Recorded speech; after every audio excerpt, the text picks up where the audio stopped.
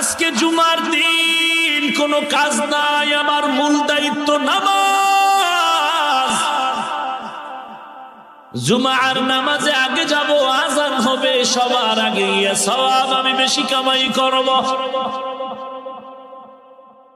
ঘর থেকে যখন আজানের ধ্বনির আওয়াজ শুনে বের হয়ে রওনা, বিবি সাহেবা ডেকে বলেন, স্বামী আমার কোথায় যাও? বলে নামাজ আদায়ের জন্য আল্লাহর ঘরে যাই।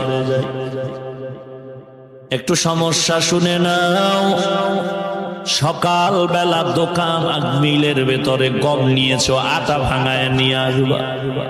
বিদ্যুতের সমস্যার কারণে আটা আনতে পারো নাই, এখন জলদি করে চলে যাও। নামাজ পড়া দরকার, তবে আটার বস্তা নিয়ে আসো, না হয় জুমার নামাজের সময় মিল বন্ধ হয়ে যাবে, দুদিন আর খুলবে না। অবশিষ্ট কোনো আটা নাই যে ঘরের চুলায় আগুন জ্বলবে, পেটের ক্ষুধা নিবারণ করব। আল্লাহর গোলাম যুবক এক কদম দু কদম সামনে বাড়ায় আর চিন্তায় পড়ে গেল, আটার বস্তা আনতে যাব নাকি নামাজের জন্য মসজিদে চলে যাব।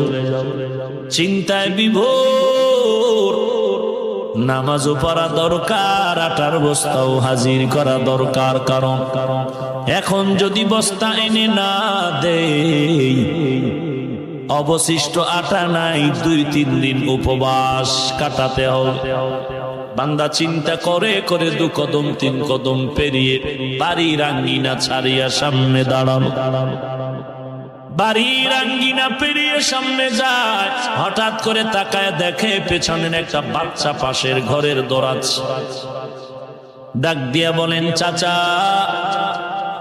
দুর্ঘটনার খবর নিয়ে আসছি, ঘরের চাচি পাঠিয়েছে। কি সমস্যা বল?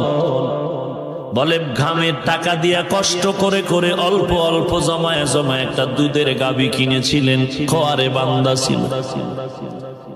আপনি বের হওয়া মাত্র গাভীটা রশি সিরিয়া জংলায় পালায় গেছে। নামাজে যাবেন কোনো বাধা নাই, তবে হারানো গাভীটা দিয়া যান, না হয় জংলার হিংস্র প্রাণী আক্রমণ করে ধ্বংস করে ফেলবে।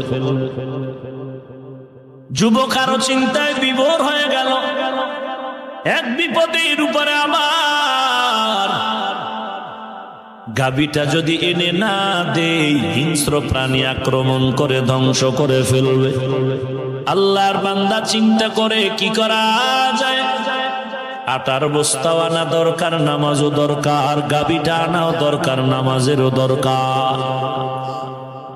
এই বেটা, নামাজ পড়তে গেলে সময় লস হইব, 10টা কাস্টমার ছুটে যাবে।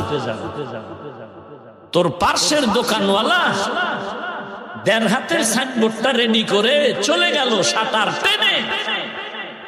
সাইনবোর্ডে লিখে দিল নামাজের বিরতি, বেচা কেনা বন্ধ।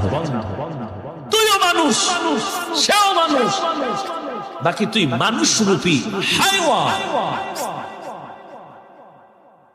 ভাইরা আমার, যুবক চিন্তা করে করে 1 কদম 2 কদম আরো সামনে আগায়।